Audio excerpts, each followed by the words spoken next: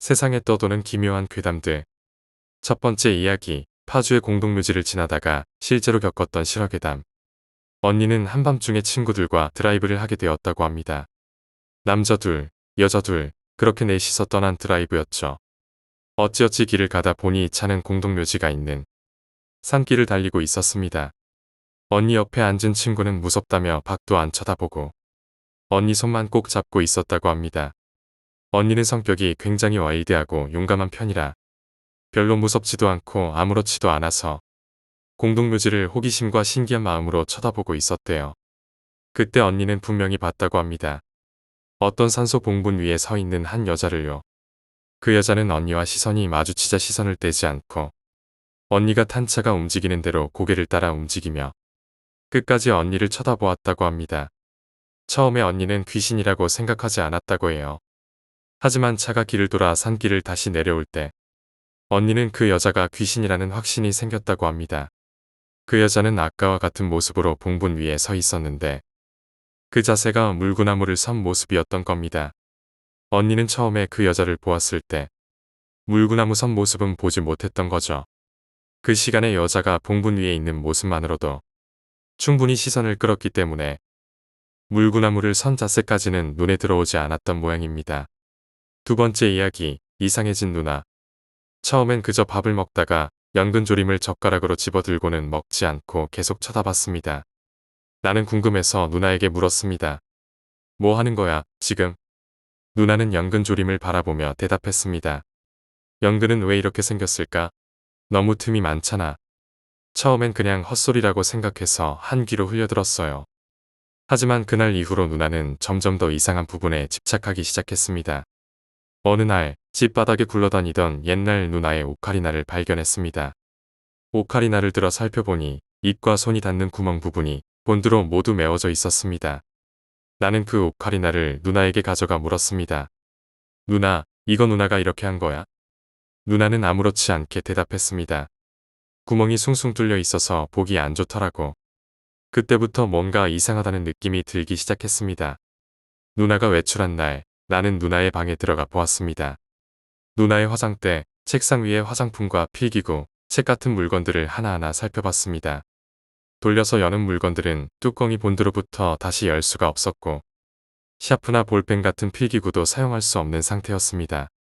책은 모든 페이지가 본드로부터 펼칠 수 없었고 작은 물건들조차 작은 틈 하나 없이 모두 메워져 있었습니다.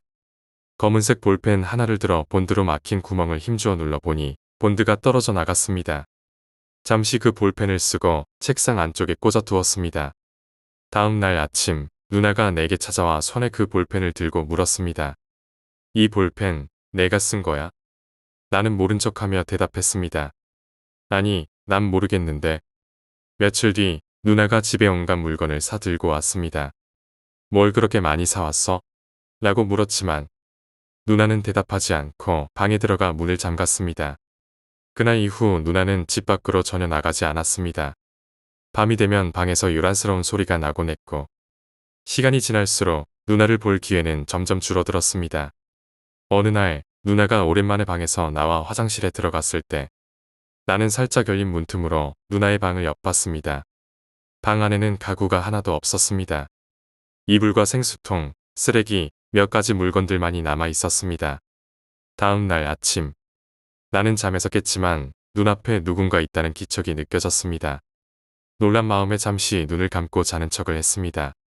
그때 낮은 목소리가 들려왔습니다. 틈이 너무 많아. 틈이. 누나는 중얼거리며 방 밖으로 나갔고 나는 먹을 것과 물을 챙긴 뒤 방문을 잠갔습니다. 문 앞에서 누나의 기척이 계속 느껴져서 며칠 동안 문을 열지 않고 조용히 있었습니다. 3일 후 조심스럽게 방문을 열고 누나의 방 앞으로 갔습니다. 문이 살짝 열려 있어 안을 살펴보니 방 안에는 시멘트 바닥이 드러나고 있었습니다. 누나는 방 한가운데에 서서 거울을 뚫어져라 쳐다보고 있었습니다. 나는 재빨리 방문을 닫았습니다. 다음 날 다시 누나의 방 앞에 갔을 때 문고리가 사라져 있었습니다. 그제야 나는 귀마개와 마스크를 벗었습니다. 그 이후로 누나는 한 번도 방 밖으로 나오지 않았습니다. 지금까지도요. 세 번째 이야기, 어린 시절 농가에서 만난 엄마 유령 이야기. 나랑 내 여동생 베스티가 어렸을 때 우리 가족은 정말 예쁜 오래된 농가에서 잠시 살았어. 우리는 먼지 낀 농가 구석구석을 탐험하거나 뒷마당에 있는 사과나무에 올라가는 걸 정말 좋아했지. 하지만 우리가 제일 좋아했던 건 바로 유령이었어. 우리는 그 여자 유령을 엄마라고 불렀어. 그 유령은 정말 착하고 우리를 돌봐주는 것 같았거든. 아침에 일어나 보면 베스트랑 내 각자 침대 옆 탁자 위에 어젯밤엔 없었던 컵이 놓여 있는 거야. 엄마가 우리를 위해서 거기에 가져다 놓은 거라고 믿었어. 밤새 목이 마를까봐 걱정해주는 거라고 생각했지. 엄마는 우리를 그저 돌봐주고 싶었던 것 같았어. 그 집에 원래부터 있었던 가구 중 하나가 마루 뒤쪽 벽에 두고 있는 골동품 나무 의자였어. 우리가 TV나 게임에 정신이 팔려 있을 때마다 엄마는 그 의자를 조금씩 앞으로 우리 쪽으로 밀어놓곤 했어. 어떤 날은 방 한가운데까지 그 의자가 나와 있기도 했지. 우린 항상 그 의자를 벽 쪽에 다시 붙여 놓으면서도 어딘가 슬프게 느껴졌어. 엄마는 그저 우리와 가까이 있고 싶어 했는데 말이야.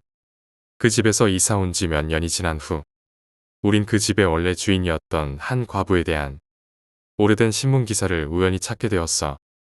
그 기사에는 그 여자가 잠들기 전에 두 아이에게 독이 든 우유를 먹여 아이들을 죽였다고 나와 있었어. 그리고 기사의 사진에는 우리 예전 집의 마루 천장 기둥에 목을 맨 그 여자가 있었어. 그녀 바로 밑에는 오래된 나무 의자가 방 한가운데 쓰러져 있었지. 네 번째 이야기, 감시 카메라. 심야의 쌍안경으로 길을 보면 이상한 놈과 눈이 마주친다는 이야기가 있지. 쌍안경은 아니지만 감시 카메라 모니터를 통해서도 비슷한 경험을 할 수 있어. 편의점에서 계산대에 서 있다가 문득 감시 카메라를 올려다보면 모니터를 통해 화면 너머에 누군가와 눈이 마주치는 일은 의외로 흔하지. 예전에 고향의 큰 마트에서 경비 아르바이트를 했을 때 근무 시간 중 일부는 감시 카메라 모니터를 지켜보는 일이었어. 그 마트는 꽤 넓어서 출입구, 계산대, 매대, 화장실 앞 통로 등 여러 군데에 카메라가 설치되어 있었지. 그날 나는 순찰을 마친 후 저녁 무렵 손님들이 많아지는 시간에 모니터를 감시하고 있었어. 그러던 중 문득 화면 속에서 어떤 남자와 눈이 마주쳤어. 20대쯤 되어 보이는 남자였는데 목이 늘어진 티셔츠와 반바지를 입고 있었고 누가 봐도 정신 이상자 같았지. 출입구 부근 카메라에 비친 그 남자는 갑자기 카메라를 향해 손을 흔들었어. 나는 그냥 멍청이가 장난치는 건가 싶어 넘겼는데 자동으로 화면이 바뀌고 몇 초 후 다시 출입구 카메라로 돌아왔을 때도 그 남자는 손을 흔들고 있었어. 처음에는 웃음이 나왔지만 시간이 지날수록 이상해지기 시작했어. 다시 화면이 바뀌자 이번에는 매대 서쪽 카메라였는데 거기서도 그 남자가 전력 질주로 달려와 화면 안에 들어오더니 손을 흔들고 있었어. 나는 혼자 폭소를 터뜨렸지만 뭔가 기분이 이상했어. 그러다 중앙 통로 쪽 카메라에 화면을 고정하고 순찰 중인 선배에게 무전을 넣었어. 모니터실입니다. 가게 안중앙 통로에서 소란을 피우는 손님이 있습니다. 선배가 주차장에서 오는 중이라면서 무슨 소란인지 물어보길래 멍청이가 카메라에 손을 흔들어요. 라고 했더니 선배가 잠시 침묵하더니 빨리 모니터 꺼 하고는 녹화 모드로 전환하라고 소리치는 거야. 나는 조금 당황했지만 선배 말대로 모니터를 껐어. 그 순간 모니터실은 여느 때처럼 조용해졌고 그제야 깨달았어. 감시 카메라에는 마이크가 달려있지 않다는 걸. 다섯 번째 이야기, 소원 우물의 비밀. 좋은 엄마로 남을 수 있었던 오후만 하더라도 내가 이렇게 어리석었다고는 생각하지 않았어. 그때는 울긋불긋한 잎사귀들이 드리운 화창한 가을날이었어. 그래서 난 딸과 함께 산책을 나섰지. 우린 뒷길을 거닐었고 딸은 수천 가지의 질문을 계속 나한테 물어봤어. 딸은 숲이 자신에게 들려줬다며 나에게 여러 가지 동화들을 들려주기도 했지. 그 이야기들을 처음으로 읽어주었던 사람이 바로 나였지만 우리 둘 다에게 그건 아무런 문제가 되지 않았어. 아냐, 그때까지만 해도 우린 아무도 멍청하지 않았어. 하지만 오래된 소원 우물 근처를 돌아다닌 건 확실히 어리석은 짓이었어. 딸이 그 우물에 호기심을 가져버렸거든. 엄마, 여기에다 소원을 빌어본 적 있어? 2번 소원을 빌어봤지. 난 대답했어. 한 번은 우리 딸을 만나게 해달라고 빌었고 그 소원이 이루어졌단다. 그 소원을 빌면서 펜이 한 개밖에 안 들었지. 딸은 킥킥 웃으며 내 2번째 소원에 대해서 물었어. 두 번째 소원은 정말 내가 가장 진심으로 빌었던 소원이란다. 왜냐하면 그 소원도 우리 딸을 위한 것이었거든. 하지만 엄마는 이미 나를 가졌잖아. 난 싱긋 미소 지었어. 그래, 하지만 엄마는 너를 잃고 싶지 않았단다. 내가 아주 어렸을 적 아팠을 때, 의사들이 희망이 없다고 했을 때, 엄마는 두 번째 페니를 이 우물에 던지며 내가 건강해지기를 간절히 빌었단다. 다행히 그 소원은 이루어졌지. 내가 건강해졌으니까 엄마가 소원을 빌어줘서 좋지. 난 정말 그 소원을 빌었고 거짓말을 한 게 아니었어. 하지만 딸에게는 이야기의 전부를 들려주진 않았어. 우물에 페니를 던지고 나서 동전이 다시 우물 밖으로 튀어나와 내 발 옆에 떨어졌다는 것도. 그리고 그 순간 우물 속 무언가가 내 소원을 돌려보내며 페니 이상의 대가를 요구하고 있다는 것을 느낄 수 있었다는 것도 말야. 아빠도 여기서 소원을 빌었어? 딸이 물었어. 물론 물어보겠지. 딸은 늘 아빠가 있는 세상을 상상하니까. 사람들에게는 내 남편이 떠났다고 했지만 딸에겐 그가 다정하고 헌신적인 아빠였다고 말해주었어. 딸의 상상 속에서 남편은 오랫동안 보지 못한 왕이고 딸은 그의 공주니까. 아니, 내가 대답했어. 한 번도 아빠를 여기까지 끌고 온 적 없단다. 물론 사실은 끌고 왔지. 딱 한 번. 왜냐하면 어떤 소원들은 더 큰 대가를 치러야 하니까. 그리고 오늘 밤 누군가가 현관문을 두드리고 있어. 고통스러운 신음소리가 마치 내 이름을 부르는 것 같았고 그와 함께 끔찍한 냄새가 풍겼어. 마치 지하 저장고나 동굴 속에서 곰팡이가 피어나는 듯한 퀴퀴한 냄새였지. 잠시 후 정적이 찾아왔고 그 순간 뼈만 남은 손이 유리창을 깨뜨렸어. 곰팡이 냄새는 순식간에 썩어가는 악취로 바뀌었어. 난 도대체 뭘 생각했던 거지? 그 애가, 사라진 아빠를 사랑하는 그 애가 다른 소원을 빌었을 리가 없잖아. 왜 내가 걔한테 페니를 줬던 걸까? 여섯 번째 이야기, 저주. 19세기 말, 어느 나라인지는 확실하지 않지만 길거리 노상에서 손님이 그림을 의뢰하면 생계를 이어가는 남자가 있었다고 합니다. 그러던 어느 날 그와 비슷하게 길거리에서 그림을 그리며 생계를 이어가던 한 여자가 대성공하여 큰 부를 얻게 되었죠. 그 여자의 성공에 질투를 느끼고 고객을 빼앗길까 두려웠던 남자는 여자를 깊이 원망하기 시작했습니다. 당시 그 나라에서는 누군가의 죽음을 상상하며 그림을 그린 뒤 그 그림을 집에 걸어두면 상대에게 저주가 걸린다는 이야기가 유행하고 있었다고 합니다. 남자는 그 유행에 편승해 저주의식을 실행하기로 했습니다. 심지어 이 저주로 상대가 어떻게 죽을지도 선택할 수 있다는 소문이 돌았다고 해요. 단, 저주를 거는 그림일지라도 반드시 선명하고 아름다워야 한다는 조건이 있었다고 합니다. 화가로서의 역량에 자신이 있던 남자는 여자가 군인들에게 성폭행을 당한 후 죽는 장면을 담은 40페이지에 달하는 스케치북을 그렸다고 합니다. 며칠 후 여자가 사는 곳에 군부대의 간부가 찾아와 초상화를 부탁했습니다. 여자가 간부에게 초상화를 건넸지만 간부는 그림이 마음에 들지 않았는지 얼굴을 찌푸리며 소리쳤습니다. 전혀 안 닮았잖아. 그 말과 함께 간부는 그림을 갈기갈기 찢어버렸습니다. 그리고 얼마 지나지 않아 여자는 남자가 그린 그대로 비극적인 죽음을 맞이했다고 합니다. 다음 날 남자에게 경찰이 찾아왔습니다. 잠시 본부까지 좀 와주시겠습니까? 남자는 경찰의 요청에 따라 본부로 갔습니다. 하지만 그곳에서 기다리고 있던 것은 이유를 알 수 없는 지독한 취조와 고문이었죠. 남자는 고통을 참으며 물었습니다. 제가 무슨 짓을 했다고 이러시는 겁니까? 그러자 취조를 맡은 담당자는 충격적인 말을 내뱉었습니다. 너 그 화가를 강간하고 불태워 죽였잖아. 짐승보다도 못한 놈, 넌 이미 사형이야. 경찰은 남자가 평소 그 여자 화가를 미워하며 거리에서 자주 험담을 했고 기회가 되면 가만두지 않겠다고 말하고 다녔다고 설명했습니다. 그의 말과 행동을 증언한 목격자도 한둘이 아니었죠. 남자는 필사적으로 자신은 무죄라고 변명했지만 동기가 너무 분명했기에 누구도 그의 말을 믿어주지 않았습니다. 결국 남자는 교수형을 당해 죽고 말았습니다. 그리고 실제로 범행을 저지른 군부대 간부는 아무런 조사나 처벌도 받지 않았다고 합니다. 사실 어느 날 여자 화가가 우연히 남자의 집을 찾아갔던 적이 있었습니다. 그때 창문을 통해 남자의 방을 보게 되었죠. 그리고 그녀는 남자가 방광난 상태로 미친 듯이 웃으며 자신이 죽어가는 모습을 그리는 장면을 목격하게 됩니다. 그녀도 그 순간 저주를 결심했죠. 여자는 남자를 저주하는 그림을 그렸고 그 그림에는 남자가 경찰에게 고문과 취조를 받은 후 교수형당하는 모습이 담겨 있었습니다. 그녀는 그 그림을 집안 깊숙이 숨겨두었죠. 여자 역시 저주 방법을 알고 있었던 것입니다. 7번째 이야기, 보호자. 제 곁에는 항상 보호자가 따라다닙니다. 그들은 저와 이야기를 나누기도 하고 제 이야기 속 주인공이 되어주기도 하지요.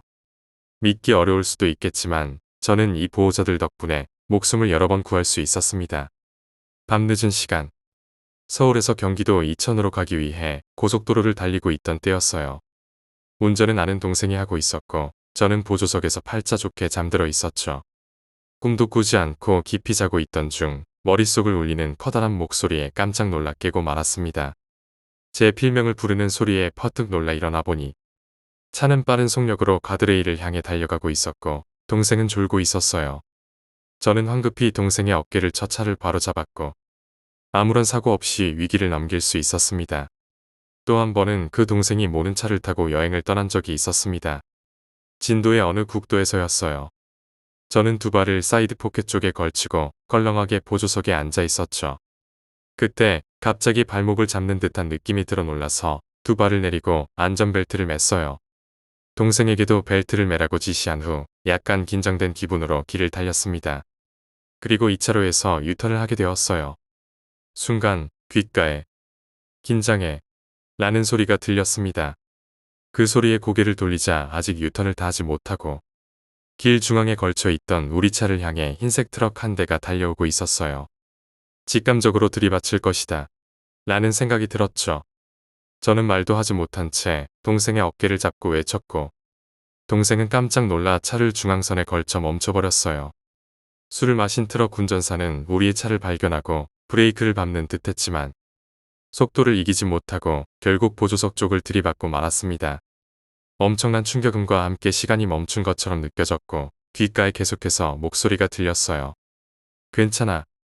너희 둘 다 아무 일 없을 거야. 조심히 옆으로 피해. 내가 지켜줄게.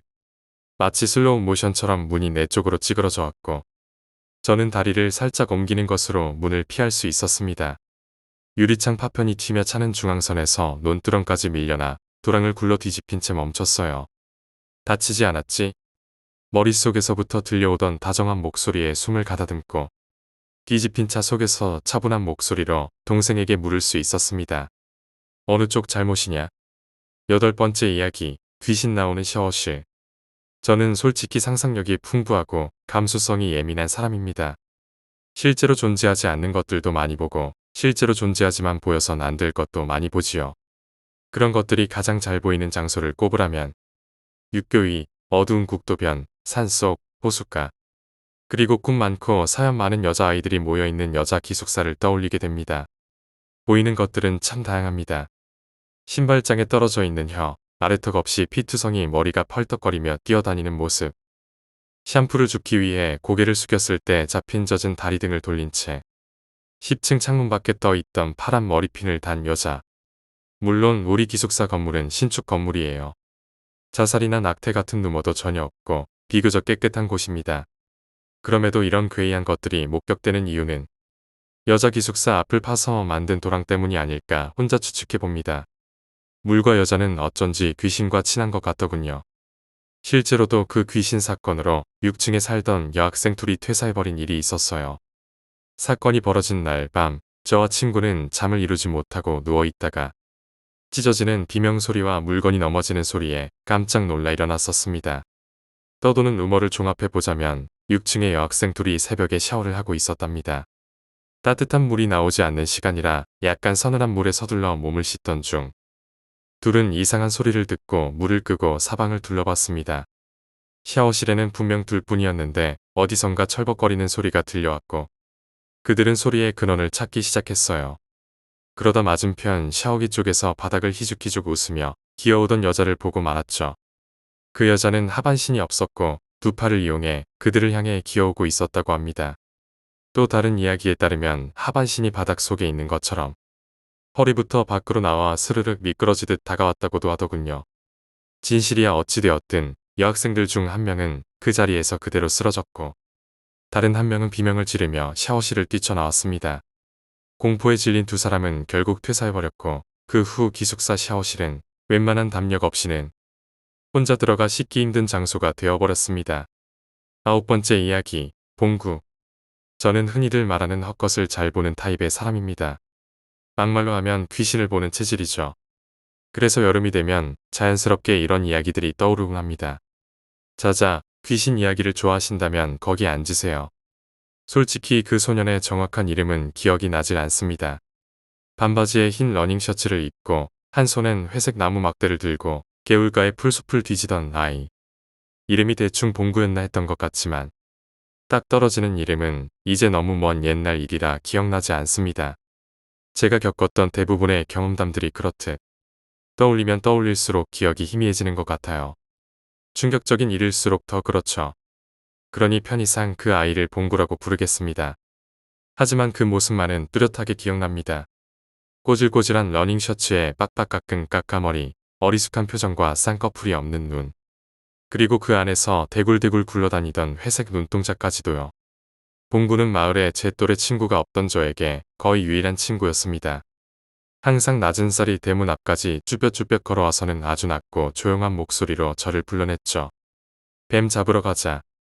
그렇게 말하며 충치투성이 이빨을 보이며 웃던 봉구. 봉구는 마을 안 모르는 곳이 없을 정도로 해박했고 저는 그런 봉구를 따라다니며 노는 것이 즐거웠습니다. 어느 날 해가 지도록 함께 풀숲을 헤매다가 문득 한눈을 판 사이 봉구를 놓쳐버렸습니다. 한참을 이름을 부르며 찾았지만 봉구는 나타나지 않았죠. 결국 집으로 돌아오려다 길을 잃었지만 얼마 지나지 않아 마을 어른들의 손에 이끌려 집으로 돌아올 수 있었습니다.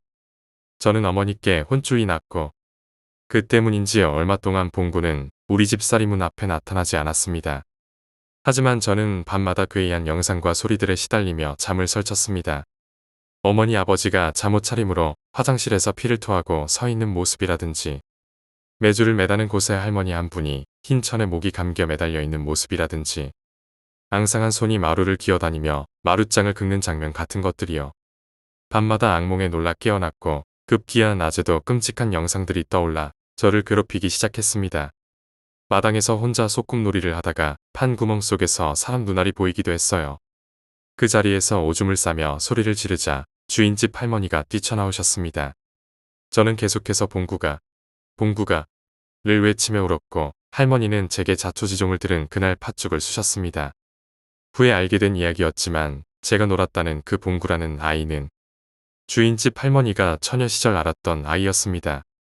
그 마을에 살던 고아 소년으로 늙은 할머니와 외딴 집에서 함께 살았던 봉구는 어느 날 혼자서 뱀을 잡으러 나갔다가 독사에 물려 죽었다고 하더군요. 10번째 이야기, 아파트 괴담. 오래전에 언니는 세대주가 많은 아파트에 살고 있었습니다. 아파트는 5층짜리 건물이었지만 동이 상당히 많았던 걸로 기억이 나네요. 특이하게도 주차장에 물탱크가 있었는데 그것도 땅속에 위치해 있었습니다. 물탱크 위에는 1m도 채 되지 않는 높이의 뚜껑이 있었고 그 뚜껑은 아이들이 손으로 절대 열 수 없었지만 2주에 한 번 물탱크를 청소하는 날이면 안을 들여다볼 수 있었다고 합니다. 저도 몇 번 언니네 집에 놀러 갔을 때 청소하는 날이라 호기심에 물탱크 안을 들여다보곤 했습니다. 어느 날 언니가 살던 아파트에서 실종 사건이 일어났습니다. 5살짜리 남자아이가 사라진 사건이었는데 할머니와 함께 살던 아이라 아이가 사라진 걸 알아차리는데 시간이 조금 걸렸다고 해요.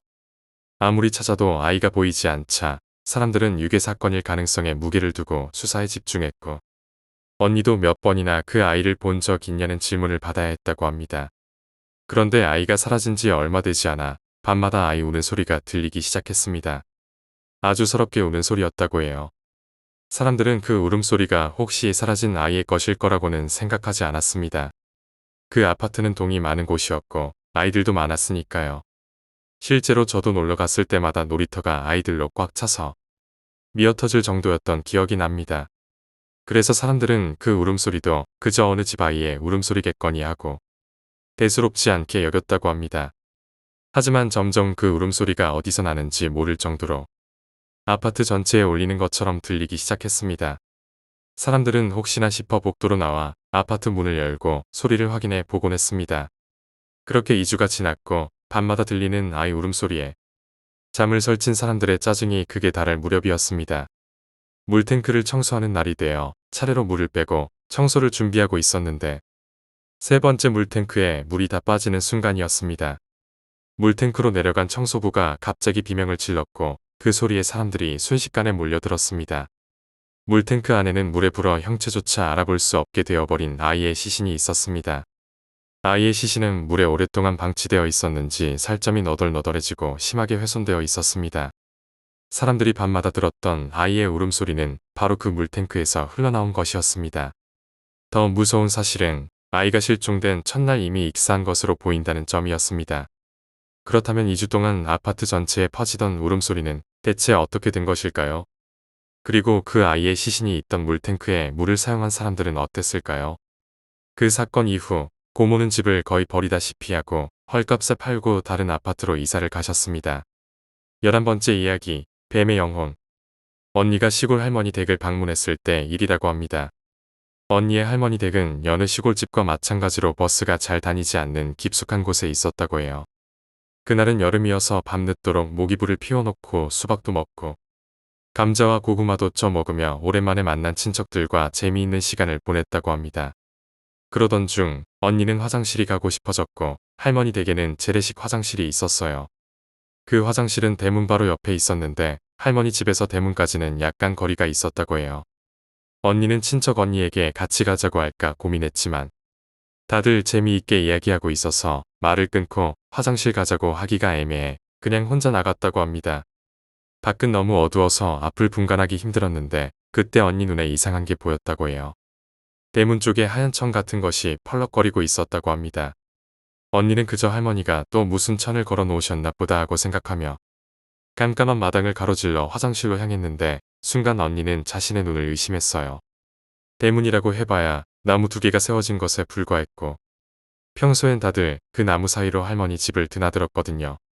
그런데 어떤 하얀 소복을 입은 여자가 그 나무 2개를 손으로 잡고 대문 사이에서 왔다 갔다 뛰어다니고 있었던 겁니다.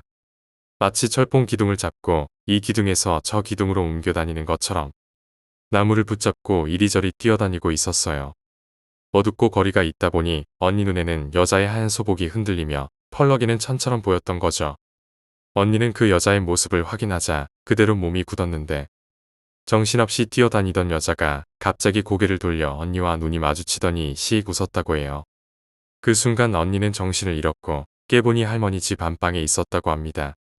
언니가 울며 불며 귀신을 봤다며 대문에서 있었다고 말하자 어른들은 날이 더워서 더위를 먹은 것이라고 했지만 할머니는 뭔가 짚히는 것이 있었는지 고개를 갸웃거리며 언니를 진정시켰다고 해요. 그리고 다음날 날이 밝자마자 할머니는 언니의 아버지와 삼촌에게 마당 나무 밑을 파보라고 하셨습니다. 마당 밑에서 나온 것은 언제 묻어두었는지도 모를 만큼 사가버린 뱀술이었다고 해요. 할머니는 네가 어제 본 게 이건가 보다라고 말씀하셨습니다. 옛 어른들께서는 뱀이 죽으면 처녀 귀신의 형태로 나타난다고 말씀하시곤 했는데 저희 할머니께서도 뱀 죽이면 귀신 나온다며 뱀 근처에는 얼씬도 하지 말라고 하셨거든요. 물론 물릴까봐 그러셨겠지만요. 할머니 말씀으로는 뱀이 죽어서 땅속에 묻히니 답답해서 어젯밤에 나타난 것 같으니 이제 버려야겠다고 하셨다고 해요. 그 광경을 지켜보던 동네 할아버지는 혀를 끌끌 차시며 대문에 뱀 묻는 거 아니라고 누가 대문에 뱀을 묻냐고 하시며 호통을 치고 집으로 돌아가셨다고 합니다. 언니가 본 것은 정말 더위에 본 헛것이었을까요? 아니면 할머니 말씀대로 땅속에 묻혀 답답했던 뱀의 영혼이었을까요? 12번째 이야기, 복권의 길몽이 예고한 공포. 자취를 시작하니 돈이 빠져나갈 곳이 너무 많았다. 월세, 생활비, 음식값, 가구값, 난방비와 전기세까지 부담이었다. 아르바이트를 하고 있지만 돈이 금세 빠져나가 이번 달도 빠듯하게 살아야 할 것 같았다. 현금 다발이라도 어디서 떨어지지 않으려나. 무의미한 생각을 하며 웹서핑을 시작했다. 그때 눈에 띄는 뉴스가 있었다. 1011회 로또 당첨자 1명, 206억 수령. 206억이라니. 부러운 마음으로 글을 클릭하니 당첨자는 좋은 꿈을 꾸고 복권을 샀다고 짧게 소감을 남겼다. 나도 잠시 복권을 사볼까 했지만 이성이 나를 붙잡았다. 이전에도 몇 달간 복권을 사봤지만 전부 꽝이었던 기억 때문이었다. 하지만 부러움이 쉽게 가시지는 않았다. 나는 미련을 떨치지 못하고 1등 당첨자, 당첨 비결 등을 검색하기 시작했다.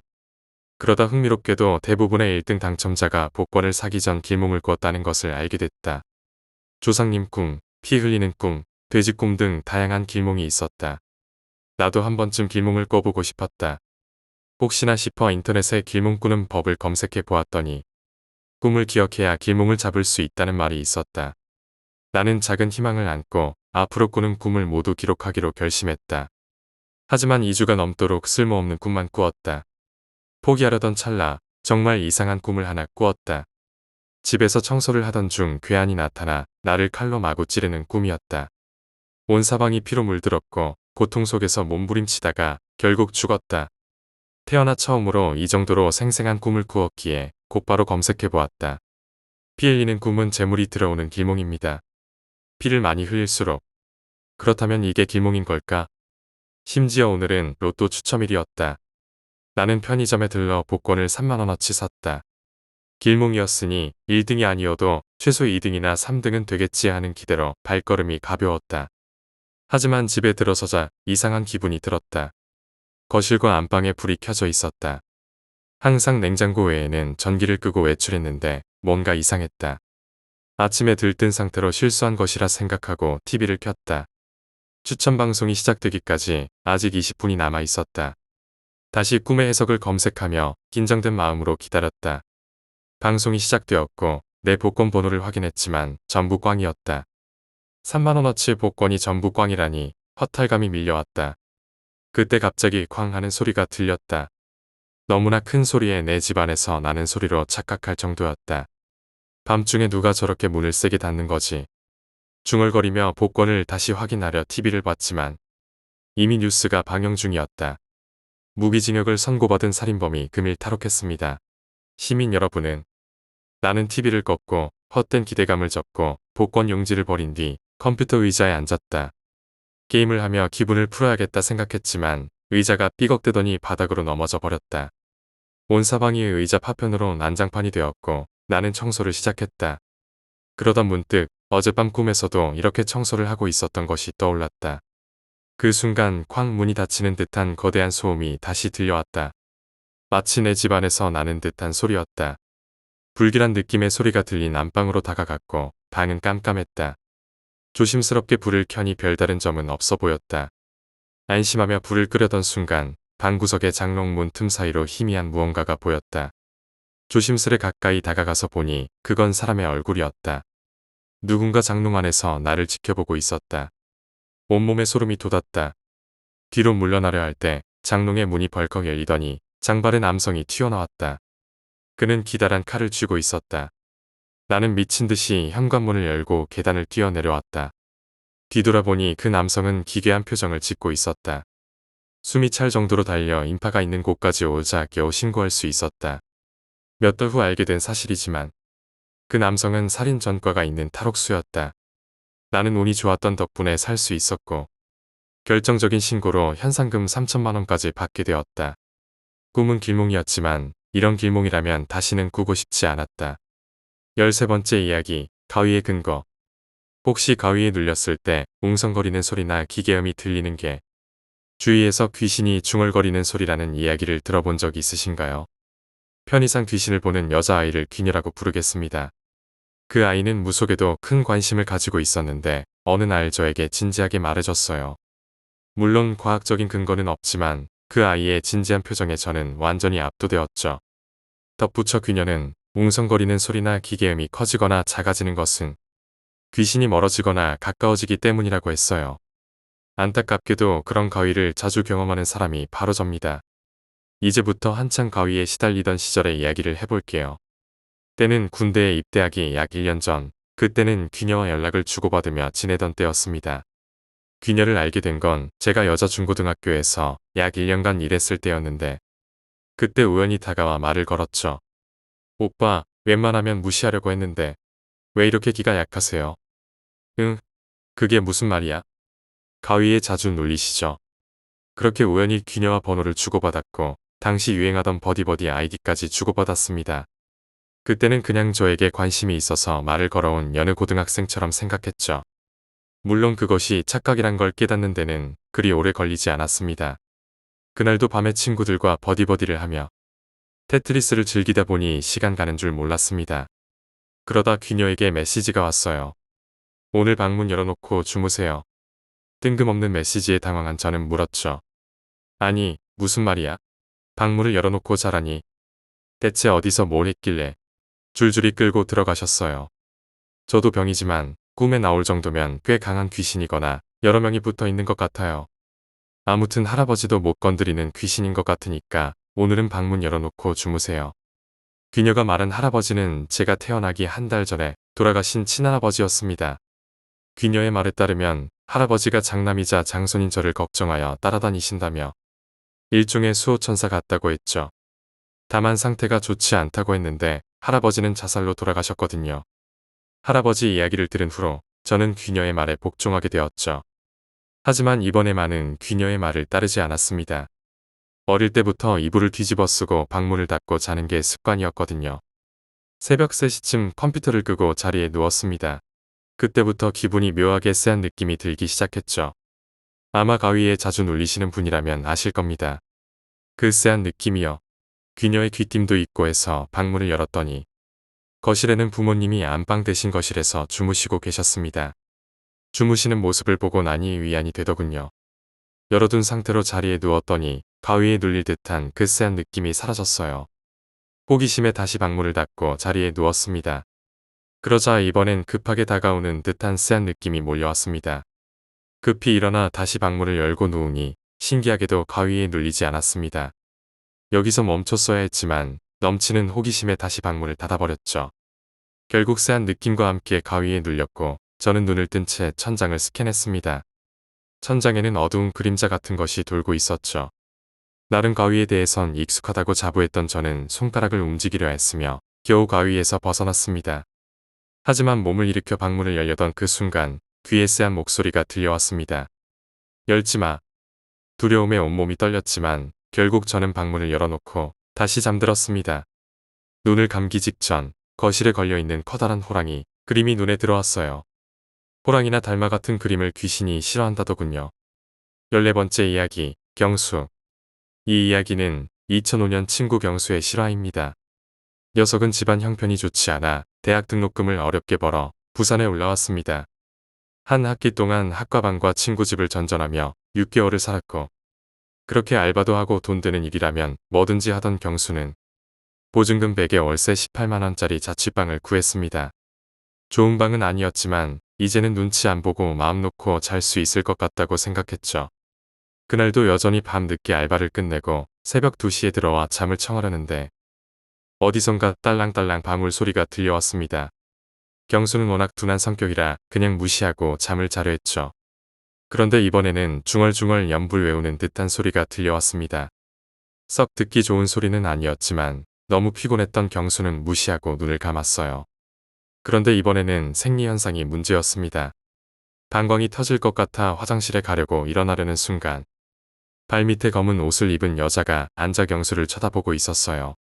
놀란 경수는 그만 오줌을 지르고 말았죠. 정신을 차리려는 사이 여자는 사라졌고 방울 소리만 들렸습니다. 경수는 무서워서 방에 불을 모두 켜고 바지를 갈아입었습니다. 그때 아래층에서 갑자기 징이 울리고 쿵쾅쿵쾅 누군가 뛰는 소리가 났습니다. 짜증이 난 경수는 다음날 집주인에게 따졌습니다. 아랫집 너무 시끄러운데요. 그런데 집주인은 단호하게 말했습니다. 아랫집에는 아무도 살지 않는다고요. 경수는 들은 소리가 있는데도 집주인이 단호하게 나오자 화가 났습니다. 새벽에 사물놀이 하는지 시끄럽다니까요. 주의 좀 주세요. 하지만 집주인은 여전히 경수 같은 대학생이나 공사 인부들만 살고 있다고 했습니다. 경수는 한숨을 쉬며 돌아왔죠. 그렇게 다시 밤이 찾아왔고 경수는 아직 피로가 가시지 않았는지 금세 잠이 들었습니다. 꿈속에서 검은 옷을 입은 사람들이 경수를 잡으러 오는 꿈을 꾸고 깨어났습니다. 그리고 또 어딘가에서 진과 장구 소리가 들렸고 어떤 여자가 고함을 질러댔습니다. 신경이 날카로워진 경수는 소리의 근원지를 찾으려 벽에 귀를 대고 살펴봤습니다. 결국 아랫집이 의심스러워 새벽 3시에 내려갔습니다. 문 앞까지 징소리와 장구 소리가 들렸어요. 벨을 눌렀지만 순식간에 인기척이 사라졌습니다. 화가 난 경수는 문을 두드리고 손잡이를 돌려봤습니다. 문이 열렸죠. 주인 아저씨 말대로 아무도 없었습니다. 불도 켜지지 않은 채 그저 빈 방이었어요. 집으로 돌아가려던 순간 누군가 그의 손을 잡았습니다. 너무 놀라 소리를 질렀지만 주위에는 아무도 없었어요. 무서운 기분이 든 경수는 라이터로 불을 켰습니다. 그런데 경수 앞에 피눈물을 흘리며 웃고 있는 무당이 서 있었습니다. 경수는 경악하며 기절하고 말았죠. 다음 날 아침 경수는 아랫집에서 눈을 떴습니다. 대낮에 본방하는 가관이었어요. 벽에는 온갖 부적과 기괴한 그림들이 붙어 있었고 닭피인지 물감인지 붉은 자국이 여기저기 묻어 있었습니다. 경수는 주인을 찾아갔습니다. 여기 무당 살잖아요. 아무도 없긴 왜 없어요? 주인은 담배를 피우며 씁쓸한 표정으로 허공을 바라봤습니다. 몇 년 전 아랫집에는 신내림을 받은 여자가 살았다고 했습니다. 회사를 다니던 평범한 아가씨였지만 무병에 걸려 무당이 되었고 결혼을 약속했던 사람과도 헤어졌다고 했죠. 아가씨는 자신의 처지를 비관해 구판을 치르고 스스로 목숨을 끊었다고 했습니다. 경수는 자신이 경험한 일들을 떠올리며 소름이 돋았습니다. 그날로 그 집을 나왔고 이후 원룸을 구할 때는 매우 깐깐하게 고르는 습관이 생겼습니다. 우리가 군에서 제대할 무렵 그 원룸은 신식으로 리모델링 되어 있었습니다.